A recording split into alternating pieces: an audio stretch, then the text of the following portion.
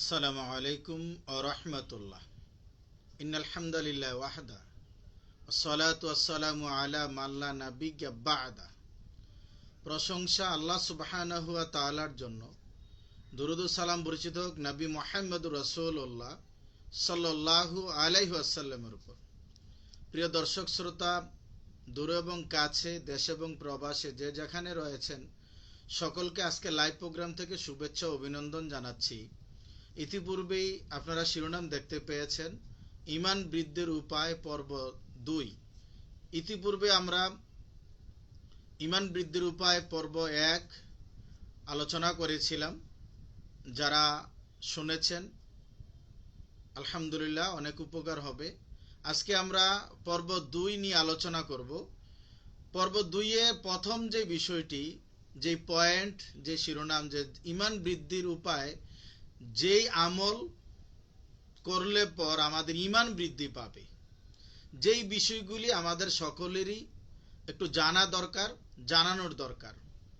আলহামদুলিল্লাহ, যারা আমাদের সাথে আছেন বা আমাদের আজকের এই লাইভ প্রোগ্রামে দেখার সুযোগ হচ্ছে, সকলকে শুভেচ্ছা অভিনন্দন। এবং পাশাপাশি যারা ছাত্র ভাই আছেন, যারা আমরা ইতিপূর্বে প্রথম পর্বে বলেছিলাম, যারা আমাদের আলোচনা শুনে যদি এটা মুখস্থ করেন বা এটাকে কণ্ঠস্থ করতে পারেন, এটা যদি শোনেন, শ্রবণ করেন এবং আপনারা যদি এটা অনুধাবন করেন, আলহামদুলিল্লাহ এটার উপর আপনারাও আলোচনা পেশ করতে পারবেন, জাতির কল্যাণে দাওয়াত ও তাবলীগের কাজ করতে পারবেন। তো ঈমান বৃদ্ধির উপায় পর্ব 2 এ আজকে প্রথম যে বিষয়টা হলো জিকির করা, আল্লাহ সুবহানাহু ওয়া তাআলার জিকির করা, দিনে এবং রাত্রিতে, সকালে এবং বিকালে, সুখে এবং দুঃখে, ইচ্ছা এবং অনিচ্ছায়, যে কোনো অবস্থাতে আপনি যদি আল্লাহ সুবহানাহু ওয়া তাআলার জিকির করেন, এই জিকিরের মধ্য দিয়ে আপনার মন শান্ত হবে, অন্তর প্রশান্ত হবে, আপনি প্রশান্তি পাবেন, কাজে কর্মে সবকিছুতে প্রশান্তি পাবেন এবং আপনার অন্তর আপনার একটা শান্তিময় অবস্থায় অবস্থান করবে। মহাগ্রন্থ আল কোরআনের 13 নম্বর সূরা, সূরা রা'দের 28 নম্বর আয়াত, আল্লাহ সুবহানাহু ওয়া তাআলা ঘোষণা, আল্লাযীনা আমানু ওয়া তাতমাইন্নু কুলুবুহুম বিযিকরিল্লাহ, আলা বিযিকরিল্লাহি তাতমাইন্নুল কুলুব।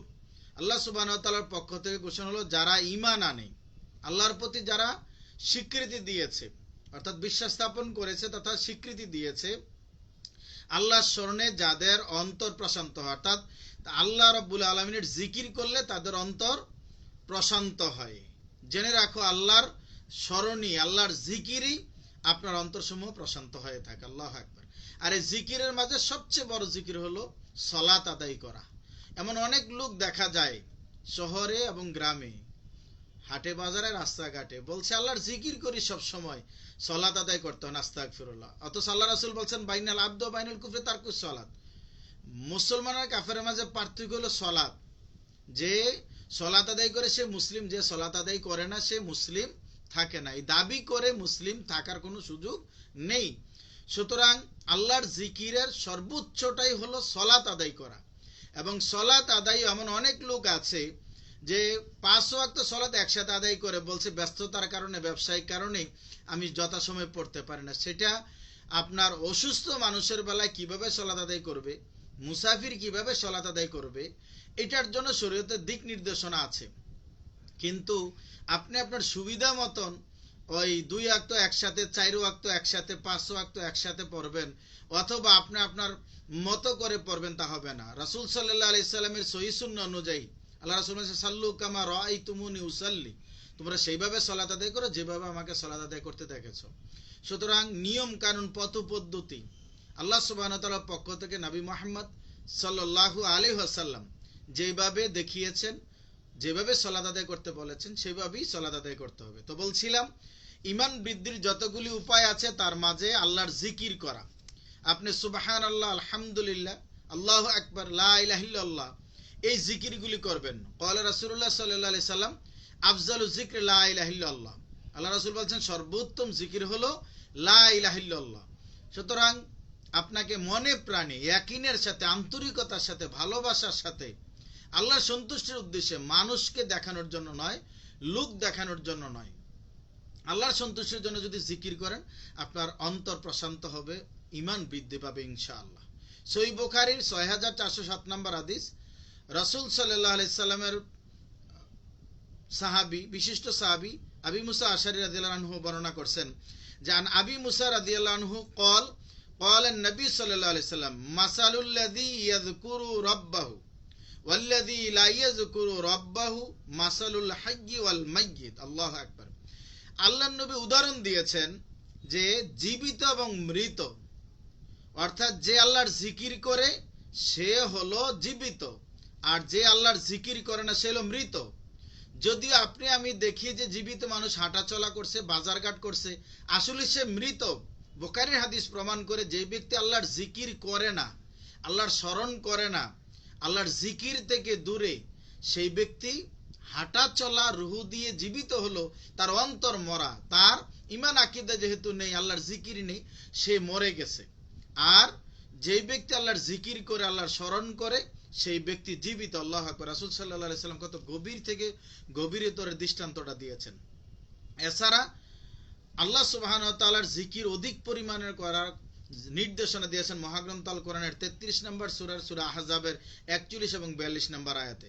অতএব আল্লাহ সুবহানাহু ওয়া তাআলার জিকির সকাল সন্ধ্যায় বেশি বেশি করে করার তথা 5 ওয়াক্ত সালাত সময় মতো আদায় করা, ফজর, জোহর, আসর, মাগরিব, এশা, এইভাবে আমরা যেন আল্লাহর জিকিরের সর্বোত্তম পন্থা, সর্বোৎকৃষ্ট পন্থা সালাত, পাশাপাশি সুবহানাল্লাহ, আলহামদুলিল্লাহ, আল্লাহু আকবার, লা ইলাহা ইল্লাল্লাহ, এগুলি জিকির, পাশাপাশি যেই সময় যেই দোয়া, ঘরে ঢোকার দোয়া, সালাম, মুসাফা, তারপরে খাওয়ার শুরুতে, শেষে, বাথরুমে যাওয়ার প্রথমে এবং বের হয়ে বিভিন্ন জায়গায় যে দোয়াগুলি আছে এগুলি তো জিকিরের অন্তর্ভুক্ত। অতএব সকাল সন্ধ্যায় যে বিশেষ জিকিরগুলি আছে সেগুলো আমরা করার চেষ্টা করব। প্রিয় দর্শক শ্রোতা, ঈমান বৃদ্ধির যতগুলি উপায় আছে তার আমরা দ্বিতীয় পর্বে দ্বিতীয় যে বিষয়টা সেটা হলো যে কোরআন তেলাওয়াত করা। যে ব্যক্তি বেশি বেশি কোরআন তেলাওয়াত করে তার ঈমান বৃদ্ধি পায়। প্রমাণ মহাগ্রন্থ আল কোরআন 8 নম্বর সূরা আনফালের 2 নম্বর আয়াত। আল্লাহ সুবহানাহু ওয়া তাআলা ঘোষণা, ইন্নামাল মুমিনুনা আল্লাযীনা ইযা যুকিরাল্লাহ ওয়াজিলাত কুলুবুহুম ওয়া ইযা তুলিয়াত আলাইহিম আয়াতুহু জাদাতহুম ঈমানাও ওয়া আলা রাব্বিহিম ইয়াতাওয়াক্কালুন। আল্লাহু আকবার। আল্লাহ সুবহানাহু ওয়া তাআলার ঘোষণা যে মুমিন তো তারাই মুমিন যাদের সামনে আল্লাহর জিকিরে, আল্লাহর স্মরণে অন্তর কেঁপে ওঠে। আল্লাহু আকবার। এবং তাদের এই অন্তর কেঁপে ওঠা মানে আল্লাহর ভয় সৃষ্টি হয়, এবং তারা মুমিন। কারা মুমিন? যাদের সামনে আল্লাহর স্মরণে তাদের অন্তর কেঁপে ওঠে এবং তাদের ঈমান বৃদ্ধি পায়। সুবহানাল্লাহ ওয়া বিহামদিহি, সুবহানাল্লাহ, আল্লাহু আকবার। কোরআন তেলাওয়াতের মধ্য দিয়ে আপনার কি হয়? অন্তর কেঁপে ওঠে, আল্লাহর ভয় সৃষ্টি হয় আল্লাহর স্মরণের মধ্য দিয়ে, এবং অন্তর আরো কি হয়? আপনার ঈমান বৃদ্ধি পায়। সুবহানাল্লাহ ওয়া বিহামদিহি, সুবহানাল্লাহ আযীম। সুতরাং আমরা চেষ্টা করব কোরআন তেলাওয়াত করতে, যার যতটুকু মুখস্থ আছে অথবা যে যতটুকু জানে, অন্ততপক্ষে সূরা ইখলাস জানা থাকলে। সূরা ইখলাস আল্লাহ রাসূল বলছেন, কেউ যদি সূরা ইখলাস একবার তেলাওয়াত করে কোরআনের 1/3 নেকি হয়, অর্থাৎ 30 পারা কোরআনের 10 পারা নেকি পাওয়া যায়। সুবহানাল্লাহ ওয়া বিহামদিহি, সুবহানাল্লাহ আযীম। যদিও কোন ওয়াইজ বক্তা বলছে যে 3 বার পড়লে একবার খতম হয়, 30 পারা হয়, এই কথার প্রমাণে কোনো হাদিস নেই। এটা মানুষের কিয়াস করা কথা এবং মন গড়া কথা। অতএব আল্লাহ রাসূল যদি 3 বার পড়লে নেকি হয় এক খতমের, তা বলতেন, তা বলেননি। অপরদিকে আপনি দেখেন কোরআন 3 ভাগে বিভক্ত, এর মধ্যে একটা হলো তাওহীদ, আল্লাহ সুবহানাহু ওয়া তাআলার যেই পরিচয় এবং তাওহীদের স্বীকৃতি সূরা ইখলাসের ভিতরে আছে। বাকি দুইটা তো এটার ভিতরে নাই, আহকাম বিষয় নাই, আখিরাত বিষয় নাই। এখানে শুধু তাওহীদের স্বীকৃতি, আল্লাহর পরিচয়টুকু দেওয়া।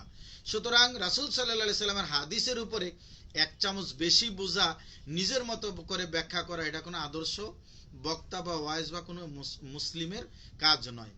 অপরদিকে আপনি অবাক হয়ে যাবেন, এই কোরআন তেলাওয়াতের মধ্য দিয়ে আল্লাহ সুবহানাহু ওয়া তাআলার কত প্রিয় পাত্র হওয়া যায়।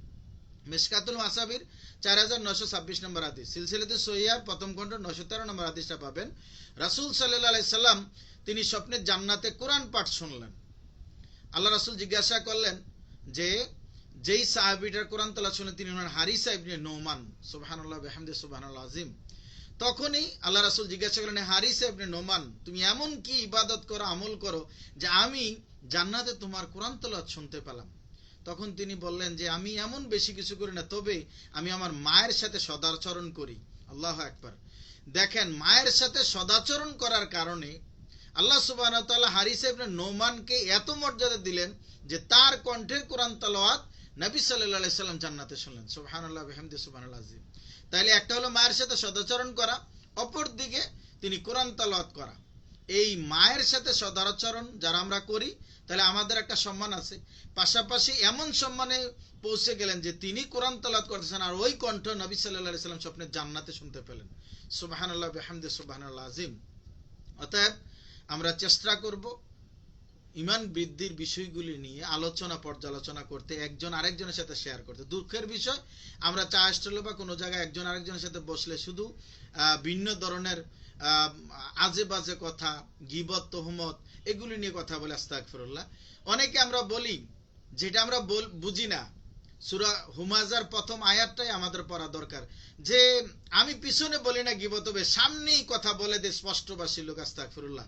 অতএব আপনি একবার নয় একাধিকবার সূরা হুমাযার 1 নম্বর আয়াতটা আপনাকে পড়তে হবে। সেখানে আল্লাহ সুবহানাহু ওয়া তাআলা আমাকে আপনাকে কি সতর্ক করেছেন, সামনে এবং পিছনে কোথাও তো গীবত করা যাবে না, কোথাও তুচ্ছ তাচ্ছিল্য করা যাবে না। সেটা হতে পারে আচরণ দিয়ে, হতে পারে আকার ইঙ্গিতে, হতে পারে কথার মাধ্যমে, হতে পারে এমন আঘাত করেছেন। মনে রাখবেন, যারা কথার মাধ্যমে মানুষকে কষ্ট দেন, ছুরির আঘাত, অস্ত্রের আঘাত করলে কিন্তু সেটা শুকিয়ে যায়, ভালো হয়ে যায়, কিন্তু কথার আঘাত কোনোদিন শুকায় না, সেটা অনেক দিন মনে থাকে, আজীবন মনে থাকে। অতএব সাবধান হন। তৃতীয় যে বিষয়টি ঈমান বৃদ্ধির উপায়ের, আল্লাহর আদেশ পালন করা, নিষেধগুলি বর্জন করা।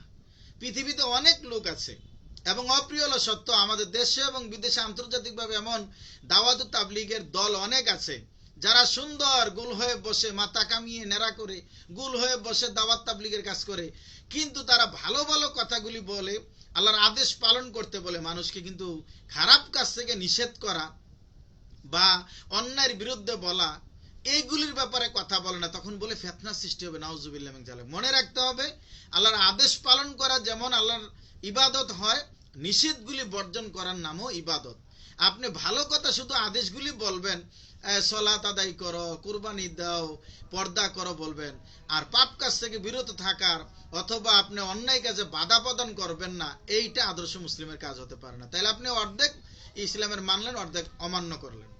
মহাগ্রন্থ আল কোরআনের সূরা হাশরের 7 নম্বর আয়াত আল্লাহ সুবহানাহু ওয়া তাআলা ঘোষণা, আল্লাহ রাসূল যা দিয়েছেন তা গ্রহণ করো আর যা নিষেধ করেছেন বর্জন করো। অর্থাৎ আল্লাহ যা দিয়েছেন তা গ্রহণ করো আর যা নিষেধ করেছেন বর্জন করো। রাসূল দেওয়া মানে আল্লাহর পক্ষ থেকে, কারণ মাইয়ুতির রাসূল ফাকাদ আতা আল্লাহ, যে ব্যক্তি আল্লাহ রাসূলের ইতাআত করে সে আল্লাহর ইতাআত করলো। সুবহানাল্লাহ বিহামদি সুবহানাল আযীম। অতএব আমাদের মনে রাখতে হবে যে ঈমান বৃদ্ধির যতগুলি উপায় আছে, দ্বিতীয় পর্বে আজকে আমরা এখানেই শেষ করার চেষ্টা করব, যে আল্লাহর আদেশ পালন এবং নিষেধ বর্জন। তাই দ্বিতীয় পর্বে আমরা যেই কথাগুলি বললাম, প্রিয় দর্শক শ্রোতা যারা আমাদের সাথে ছিলেন সকলকে অসংখ্য ধন্যবাদ। লাইক কমেন্ট শেয়ার করে অন্য দ্বীনী ভাইদেরকে জানিয়ে দেন। এবং রাসূল সাল্লাল্লাহু আলাইহি ওয়াসাল্লাম এই সহিহ হাদিস অনুযায়ী আল্লাহ রাসূল বলেছেন, মান দাল্লা আলা খাইরিন ফালাহু মিসলু আজরি ফাইলি, যে ব্যক্তি একটা ভালো কাজ করে অথবা ভালো কাজের পথ দেখায় সে সমপরিমাণ নেকি পেয়ে যায়। অতএব আপনি লাইক কমেন্ট শেয়ার করে আপনি যদি একবার সুবহানাল্লাহ পড়েন, পৃথিবীর প্রত্যন্ত অঞ্চলে যদি কোনো মানুষ একাধিকবার পড়ে, এর নেকি আমি আপনি সবাই পেয়ে যাব ইনশাআল্লাহ। অতএব ঈমান বৃদ্ধির উপায়ের দ্বিতীয় পর্বে আজকে যেই কয়েকটা পয়েন্টে কথা বলেছি, ধারাবাহিক পর্বগুলি ইনশাআল্লাহ আসবে। অনেক পর্ব রয়েছে এই ঈমান বৃদ্ধির বিষয়গুলি, নারী পুরুষ ছোট বড় শিক্ষিত অশিক্ষিত, আমরা আমাদের অবস্থান থেকে লাইক কমেন্ট শেয়ার করে জানিয়ে দিয়ে আমরা নিজেরও লাভবান হব, কল্যাণের পথে থাকব, অন্যকে কল্যাণের পথে থাকার, ঈমান বৃদ্ধির উপায়ের সাথে থাকার চেষ্টা করব ইনশাআল্লাহ। আসসালামু আলাইকুম ওয়া রাহমাতুল্লাহ।